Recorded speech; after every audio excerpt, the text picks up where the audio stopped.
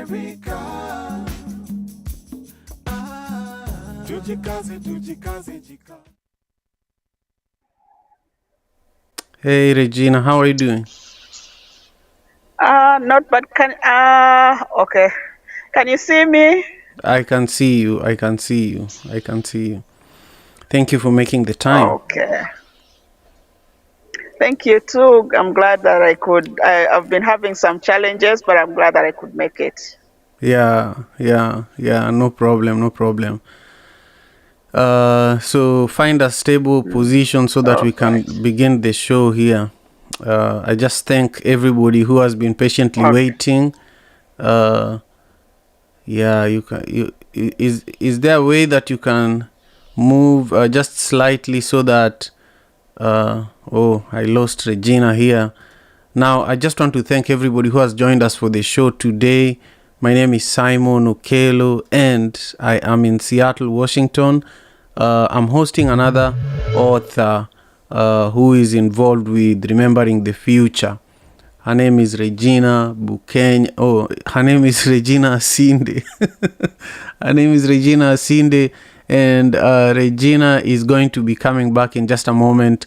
But for now, I just want you to take a second and go to the website where you will be able to learn more about the book that we are discussing today. Remember that the book we are talking about is called Remembering the Future, and it features some of the most incredible thinkers and authors from Uganda. And so in just a moment, we are going to be joined here by Regina, who is one of them. So give me one moment as we bring Regina on here. Hey, Regina. Sorry, Simon. It's really terrible. It just breaks off. No problem. So just move slightly. This other, yeah, keep going. The other way. Right there. Okay. Is that good? Yeah, just stay there. Okay. Yeah, just stay there. Okay. No problem. How are you doing today, Regina? Not bad. Okay. I'm well. Okay. I'm well. Okay. And I'm glad to be here. How are you doing? I'm doing well. Let's take advantage of this stable connection that we currently have. I want us to begin by talking about an amazing Ghanaian proverb that is going to ground our conversation today. I want to put it on the screen there. It says, honey catches more flies than vinegar. Honey catches more flies than vinegar. Regina, share with me what you think about this proverb in just 1 minute. But I quickly just want to speak about it. For those who are joining us for the first time, we do this every Monday to Friday, 6 a.m. Pacific Standard Time, 4 p.m. East African Time. And we share this kind of proverbs to ground ourselves in our culture. And so today's proverb has 3 nuggets of wisdom that I want you to consider. But also, as you're watching, I want you to share your own comments down below. Share your own thoughts in regards to this proverb. My 3 nuggets of wisdom, the first one says that a kind word is like an array of sunshine on a gloomy day. That's the first nugget of wisdom. The second one is that kindness is the language the blind can see and the deaf can hear, And I just lost Regina here again. She'll be back soon. And then finally, the last nugget of wisdom says that a kind act is never wasted, So this particular proverb is really, reminding us about the value of,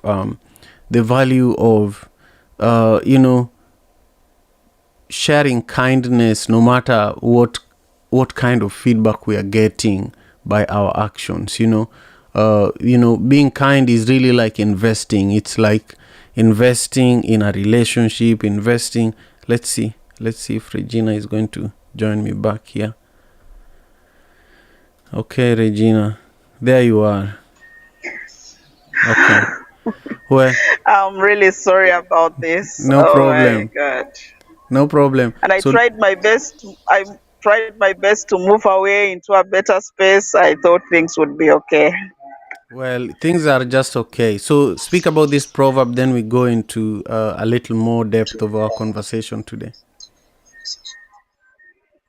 Okay. Honey catches more flies than vinegar. It is one of those sayings that my mother loves a lot, and she always tells me this because I tend to be a very, can I say, direct person. And I think basically, and sometimes she always tells me like, no, if you could just be a little bit more gentle.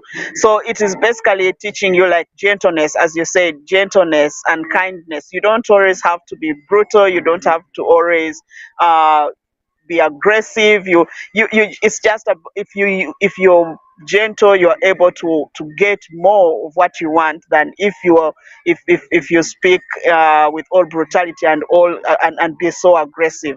And I think also there are sometimes where we are tempted to assume that you have to use force to be able to get what you want. But then it says like, no, it doesn't always have to be forceful. If being gentle and just okay, so like it's basically in that aspect of, as a woman, you don't need to, if you are gentle and submissive, and then you'll be able to achieve much more than if you decided to be aggressive and you decided to be direct and brutal. Thank you. Wonderful, wonderful. Thank you very much, Regina. And for those who are joining us, thank you for taking your time. Make sure you subscribe to the channel. I am joined here by an incredible leader, author, and also the founder of, the managing director of Wordsmith Publications Uganda Limited. And I just lost her again. So you'll have to bear with me. It's not her fault. I think it's just her connection and maybe her familiarity with the platform that we're using for today's conversation. So you have to forgive me for that. Regardless, we are going to continue with the conversation. I want to encourage you to subscribe to the channel. I want to encourage you to get a copy of the book that Regina is featured on. And for me, the beauty of doing this show is really being able to engage with those who are even farther away and have limited access to the internet. And so going through these challenges for me is one of the most important pieces of making this work happen. Regina, you seem to be in even a nicer place, so don't even move now. No, I've just decided to change phones. I hope my audio is okay because I've It's changed the perfect. phones, and this phone that I'm using now doesn't have a headset. So that's fine. Hopefully it's okay. Yeah, that's fine. Yeah. So I was just introducing you as the edit. You are a publisher. You're an editor. You're an author, passionate about social change and environmental justice. But all of this started from somewhere, So I want you to take us back to a time when you're maybe 8 to 12 years old, and share with us a story, something that inspired you to do all this incredible work that you do. So my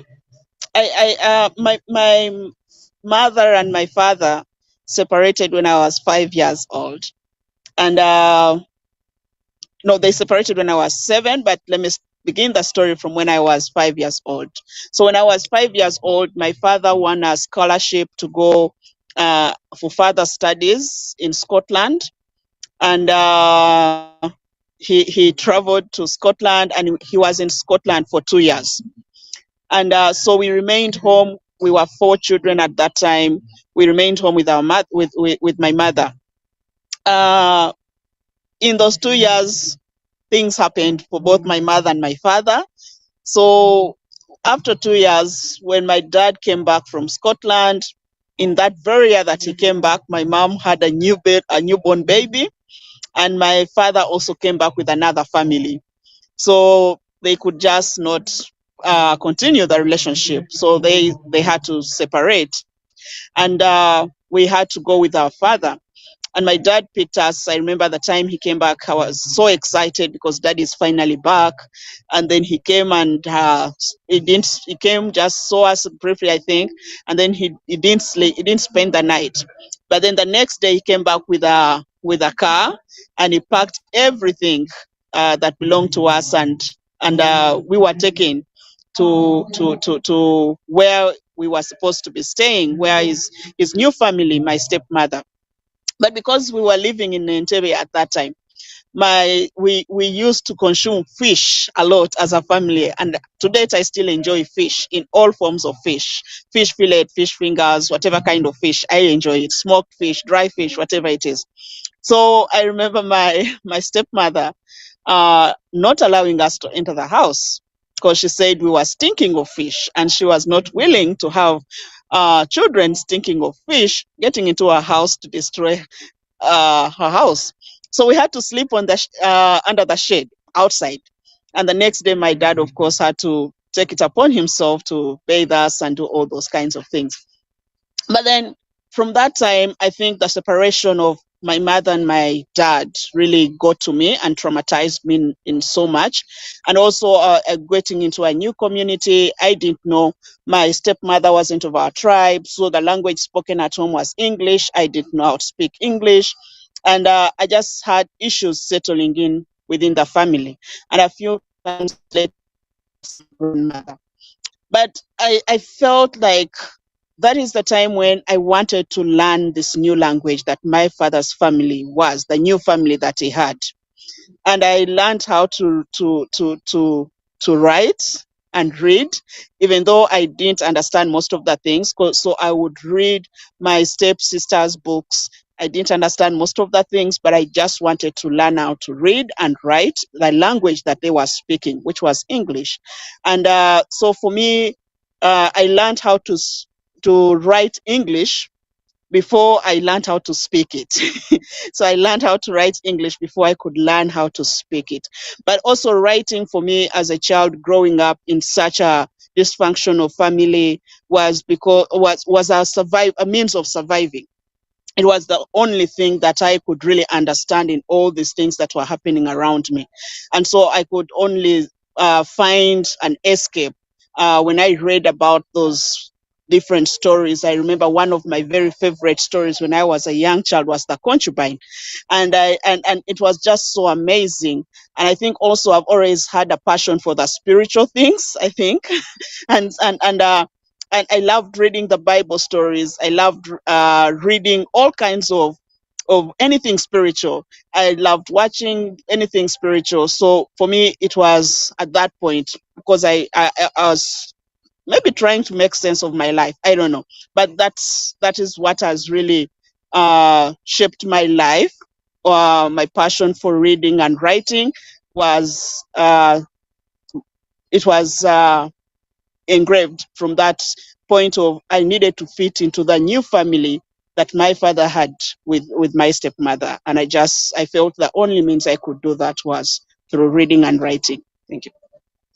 That's beautiful. Thank you. Thank you so much. Yeah, you really had a very, very complex childhood, but rewarding at the end. You know, it gave you the courage to learn how to write before you could even read in English. And now I have a better understanding of why you've been an author of so many books. You've written so many materials. Now I know why. So, out of all these books and pieces that you've written in the past, why is remembering the future so important to you? Why is being a part of this project really important to you? I think being a part of this, the Remembering the Future project is very important to me because one, it tells my story. Okay, part of my story, part of my story, and I remember the first time when we started talking, having conversations around the story. I was actually meant to write a chapter around the funeral, the funeral rituals of our people, and I even it wasn't me supposed to tell that story. I was supposed to just be the writer and get the storyteller. We even went and met the storyteller. I wrote a story. He told the story which I wrote. One of the fumbo artists, the people who play the music, the funeral songs, traditional funeral songs. But then later on, somehow the story kept transitioning to the point like now I was no longer just a writer, but also the storyteller in some way or the other. Because I was that at that point of my life where I was grappling with my traditional religion and also the religion that the Christian faith. And as I mentioned before, that I've always been drawn to the spiritual things. And for me, spirituality has been some of those mysteries that I've always thought about, and I've always been drawn towards them. And so the spiritual aspect, the traditional aspect of my culture was something that I was so close to it. So taking part in this project helped me to work through those different elements, to try to understand the different things that have happened, the different decisions that I have made, to the point that at this point I reached a point and I was like, no, I'm ready to let go of my traditional religion, my traditional spirituality, and embrace the Christian faith.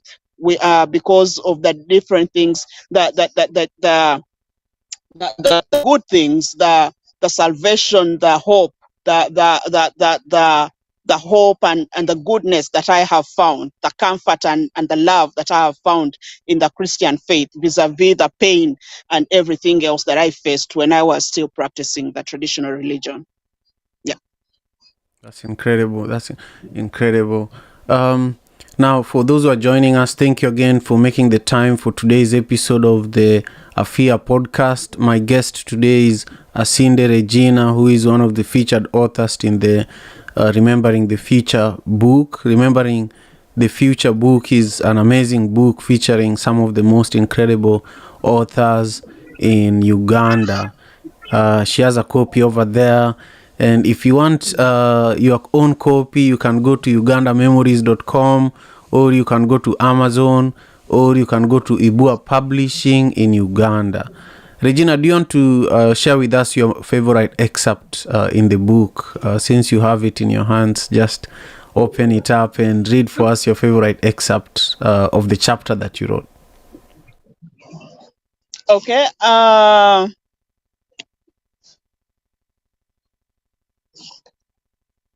So let me start from, okay. I can say I don't really have a favorite excerpt, but because it being my story kind of speaks to me throughout. But then I'm going to read from this point of, let me start. Okay. Silence was also my language of love with grandmother. She spoke to me through stories. She taught every lesson through one tale or another, often about plants and animals that talked and displayed human characteristics. It seemed she always had a story ready to feed my curious mind. But there also were moments of silence when we just sat and listened to nature, which was full of life around us. Both my father and grandmother ignited in me a longing for the knowledge and wisdom. Sorry, Simon, I'm reading from page 147. Page 147. Yeah. No problem. Okay. Hey, Regina, before you continue, I see that there are quite a few people listening to our conversation today. If you're watching this on YouTube, please comment with your thoughts as we are continuing with the conversation. I want to make sure that I engage with you towards the end of our time with Regina today. Go ahead, Regina. Thank you. Both my father and grandmother ignited in me a longing for the knowledge and wisdom I sensed they both held. The family followed the Catholic faith, but my father became a Mormon during a period he lived in Scotland. The new wife he brought home also had converted, so we practiced Mormonism.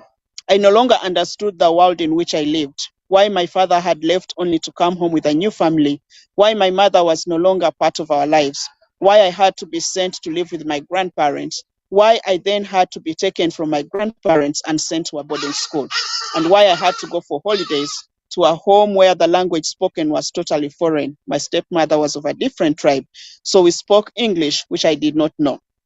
I chose to hide in stories, to escape to worlds where children were loved, people sought truths and found them, where there was a spiritual power controlling and determining their future, where battles were fought and won or lost, where heroes failed and cried and got broken, but there was always hope, a promise of better things to come.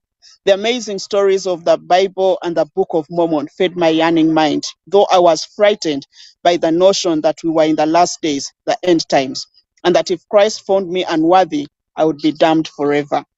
Grandmother was a devout Catholic who recited the rosary and knew all the novenas that had to be said at various times. She always paid her tithe on time, went to church on Sunday, and was the first to commit to anything that needed to be done at church.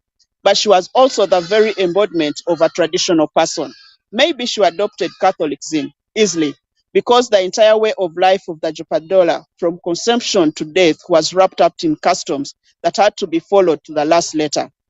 For them, Catholicism was just another set of rituals people had to practice without question, even if they did not quite understand them. Should I continue?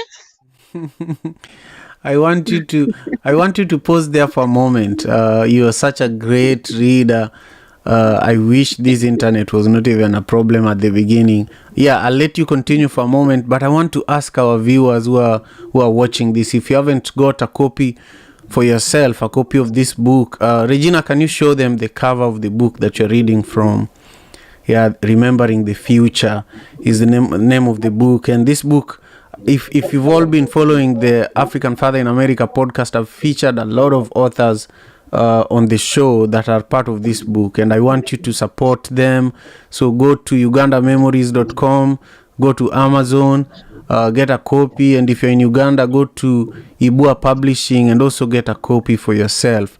And since Regina is such a great reader, why don't you read for us maybe one more paragraph or two, and then we can come back, because I have quite a few questions in regards to what you've already read. Okay, please. Thank you so much, Simon. So I'm not going to continue from where I ended. Let me jump a little bit to at the point where my uncle died, and my dad danced the funeral dance at my uncle's wake. This is page 149. So my uncle's funeral taught me much about the Jupadola way of dealing with death. During his funeral, we slept in the compound on dry banana leaves and participated in various traditional rituals.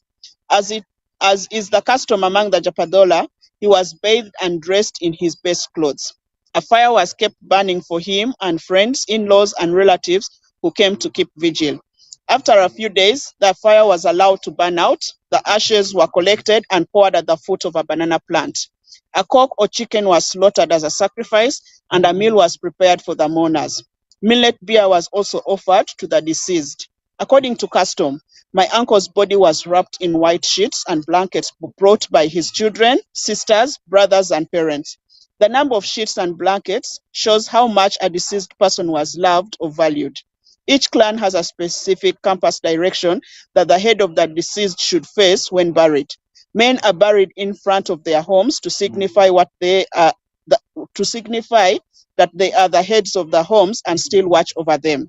Wives are buried next to their husbands so they can keep each other company, while children are buried near their grandparents so they can provide company to each other. Twin children used to be buried under the verandas of their parents' houses, just outside where their parents slept. But this practice ceased with the construction of permanent houses, often with cement verandas. Twins are believed not to die, though. So it is taboo to mourn them with loud wails or even tears, especially if one of the set of twins is still living. It is taboo even to say that a twin has died. Instead, they are said to have just taken a walk to the spiritual realm. Such funeral rituals and norms are found with minimal variations in most tribes within Uganda. But the funeral dance I saw my father perform is unique to the Japadola. Women punctuate the beat of the long fumbo drum with shrill, anguished wails, interspersed with recitations of their relationships with the deceased and blow-by-blow narration of how he died. At my uncle's funeral, the dancers, mostly women and children, occupied a makeshift arena in front of the house where the corpse lay. Periodically, a group of the women danced to the doorway of the house and called out my uncle's name, begging him to get up and speak to them. Some women danced away from the house, all the time narrating his life story and asking who would be doing the things he used to do. Most of these mourners carried items that belonged to him, while others tied different garments of his around their waists. My late uncle had been the head teacher of a nearby primary school. A cousin of mine carried his briefcase and played the role of him walking home after a long day at school. Some kept telling him to send their regards to other deceased relatives, giving him different messages to deliver to the spiritual realm. My father made no sound as he danced. The only testaments to his anguish were the silent tears running down his face and the frenzied movements of his big body, trying to keep pace with the throbbing drums. He was not schooled in the art of dance, and his movements were not coordinated. Apparently, his body was just responding instinctively to commands from the drums, wails, and his emotions. I saw my father again about 5 months later. I had gone home from the boarding school where I was studying for my Uganda Advanced Certificate in Education. He wasn't feeling well, battling with a persistent cough that he said had been diagnosed as pneumonia. One morning, while he picked maize from the small garden in front of the house, I saw something that left me shaken and confused. He called out to me, telling me to light the charcoal stove on which we would roast the maize. When I looked up to where he stood, all I could see was a skeleton, bare bones with no flesh, speaking to me. I was frightened and I looked away very fast. When I looked back, the skeleton was gone and all I saw was my big father. He died a few weeks later. I traveled home to our village, Mulanda, with my 2 sisters. Our arrival triggered wails and urges. As I stood before my father's corpse lying on the bed in the sitting room, I saw grandmother seated silently at the head of the bed. I moved to her and stared down at her in silence. After a few seconds, she said, "Your son is gone. He is normal." Referring to me as herself may sound strange, but even my father called me mother. Perhaps the family's attitude bespoke a deeper reality. From early in my life, I had a soul tie with grandmother. It would be a source of much pain later. I don't remember much about the rest of the day, except that later that night, my siblings, close relatives, and I danced through the night for my father. By the time his body was lowered into the grave the next day, all I felt was an overpowering sense of connectedness to him. Though I didn't see him, I knew he was watching over me. Thank you. Yeah, that's incredible. It's like a movie. You know, the way you write is really like it's like a movie, and you know, a lot of what you shared is really like my own traditional way of sending off loved ones. You know, I'm a Luo, and Jopadola are one of our peoples. You know. And so Actually, we say you are part of us. yeah. So it was incredible to really understand that your burial traditions are exactly the same. The way that people spoke about the deceased, the way that people asked them to send their regards and their messages to their ancestors who went away before the deceased is very similar. The dances were very spiritual, and not everybody was actually taken over by the spirit in order to do the dance. Sometimes it's the immediate children or the siblings, but sometimes it's just a relative who you hear them coming from far and they're already wailing, and everybody would say, "Oh, that's Auntie so and so." And the women were so crucial to this sending off of deceased ones. So I was just fascinated by everything you shared. Quite a bit of sadness, but also a lot of joy and jubilation. And really, for me, this is really important because I'm in the diaspora, and a lot of the time people say that those who are in the diaspora are lost. They don't know their tradition, they don't know their culture. And so you and me talking now also helps some of us who just miss the stories and miss understanding where we come from, how we take care of our loved ones when they are gone. So the work that you're doing, the stories that you're telling are going to go further than you might think, So just two things, two things before we wrap up. Number one, to our viewers and listeners, make sure you leave a comment, give this video a thumbs up, because I want to read some of your comments in just a moment. And if you're watching later on, make sure you subscribe to the channel. That's really, really important. Regina, is there one thing that I did not ask you during our conversation today that you want to speak about? Okay. I can say the one thing that maybe it kind of comes in the story, but I'm not going to read the entire story. I'll ask people to buy the book and read the story by themselves. But then one thing that I really love talking about is and why I really love this project is my Christian faith. Increasingly we see in Africa a generation of people. I think it's not only in Africa, maybe probably in other spaces too, but I can speak to Africa. We are seeing increasingly people who claim not to believe in Jesus.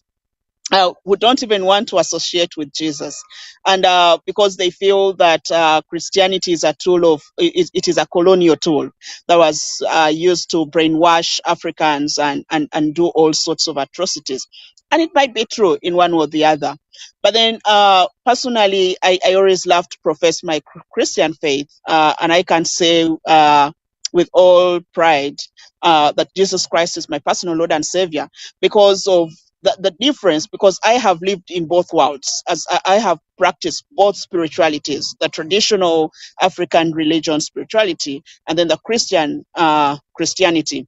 And I can say with all confidence that I have found peace, I have found joy, and I have found love in the Christian faith. The kind of love that I was not able to find in the African traditional religion. And so many times when I know probably in some of the spaces that other people are in, I see increasingly people getting religion or Christianity out of schools, out of churches, out of public spaces. In Uganda, I think when, every time we are supposed to have any gathering, usually the first item on the agenda is prayer. But then these days, increasingly when you go into public spaces, people will say prayer, and then they're like, okay, because we don't want to be seen as discriminatory, so we pray to some being that we don't mention. And for me, I find like we are losing ourselves as a people. We are, because the human a human being is spiritual. We are three in one. We are spiritual, we are bodies, and we are souls. And the moment we lose touch with our spirituality, then we will be allowing more evil. We will be seeing increasingly more evil. We will be seeing increasingly more catastrophes happening in our lives. We'll be seeing all these different things. I think, and we see a lot of things that are happening. We see a lot of mental health challenges and all those things because we are losing touch with our spirituality. And I want to say this with all confidence, that in this world, there's always a side that you're on. You're either in one kingdom or the other. There are only two kingdoms. You're either in the kingdom of light or in the kingdom of darkness. There's no middle ground, no neutrality. It doesn't exist, because this world is a physical world which is controlled by the spiritual world. So you need to decide which is your spiritual part of it. What is that spiritual attachment that you have to it? Yeah. Okay, I probably putting you at risk of being controversial, but I see how passionate you are about the Christian faith, and if I was interviewing a Muslim author, if there was a Muslim author featured on the book, they might express the same kind of passion. I have also interviewed traditional African spiritual leaders who have extreme knowledge and faith and belief in African spiritual way of being, but at the end of the day, you go to bed by yourself, and your spiritual belief makes you comfortable, and each of these other people go to bed by themselves, and you wake up by yourself. When you die by yourself. So it ends up being just for you. What you believe is just for you. If you choose to speak about it like you are, it's just for you. If you choose to not speak about it, it's still for you. So I'm so happy that now people know your conviction, and whatever they choose to do with it, it's also for them. For me, I am a conduit. I'm a conduit that allows everybody to express themselves, and it's fine. There is no controversy about it. I just appreciate your passion for what you believe in. I appreciate you sharing your commitment to the literacy, the literal world, especially African authors and writers. We need more, but also we need more stories about traditional African way of being. We need more people writing. Even if you're a Christian, you can't write about Christianity more than the people who already wrote the Bible.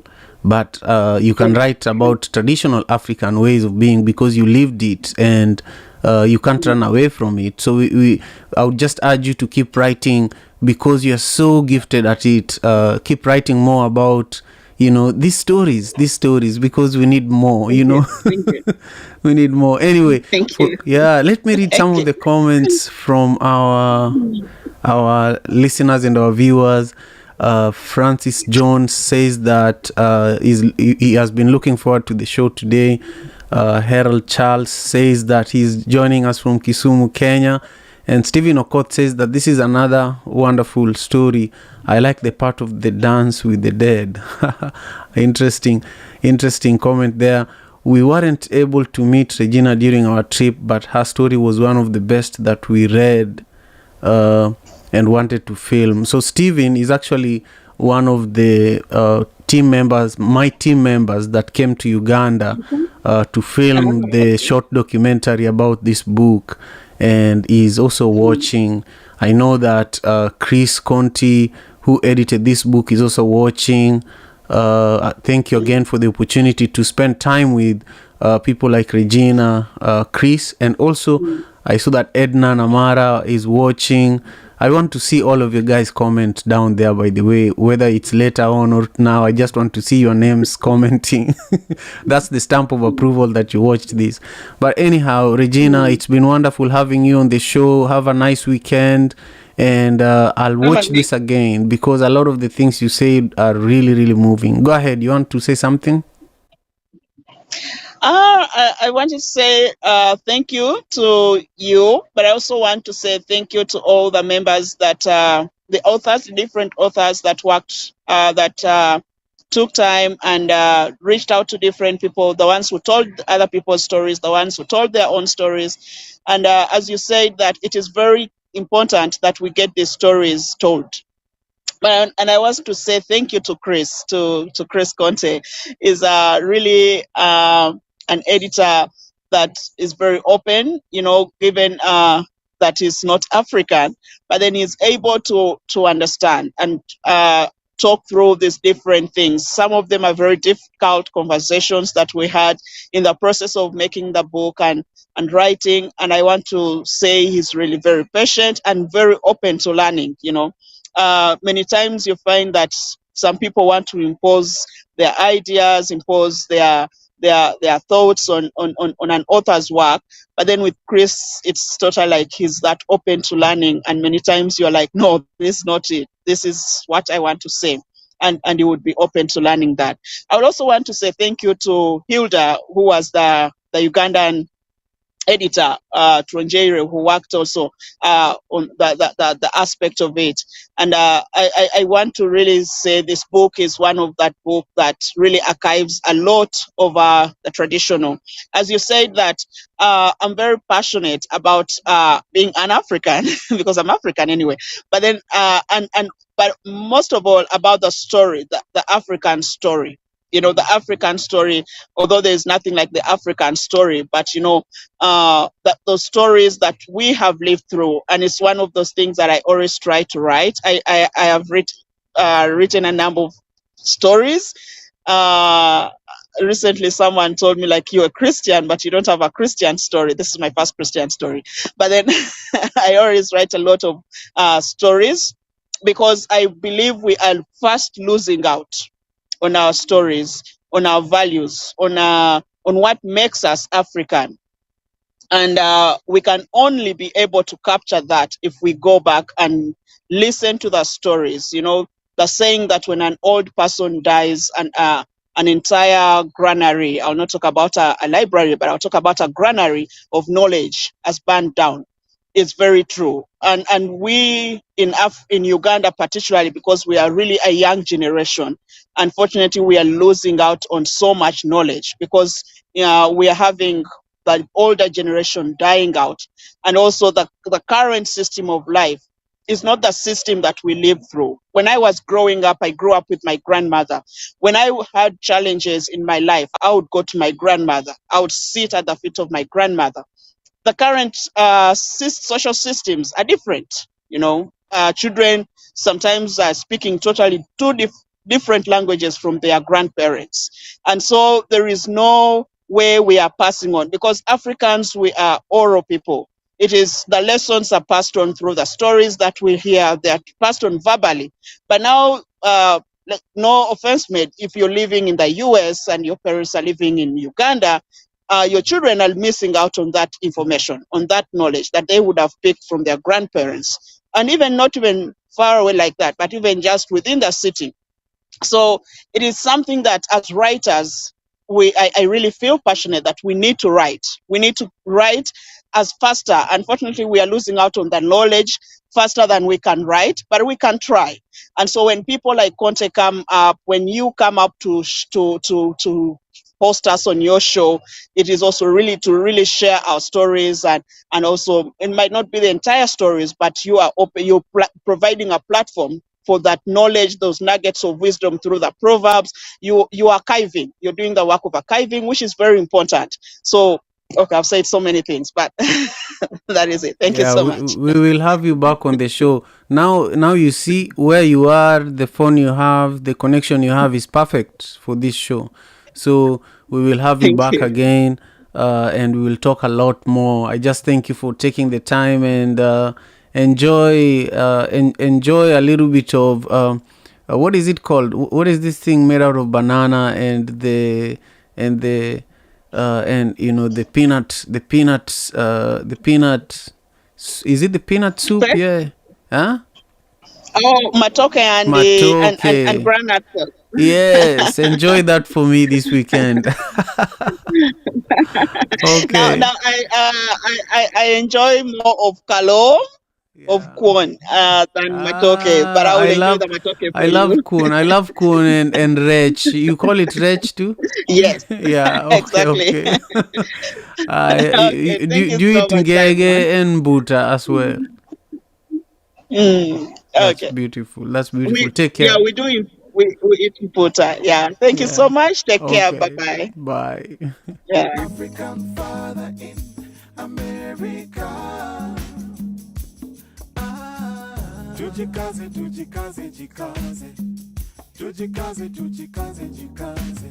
Africa, tujikaze, tujikaze, jikaze. America. Tujikaze, tujikaze, jikaze. You are listening to African Father in America podcast by Simon Javanokelo, live from Seattle, Washington.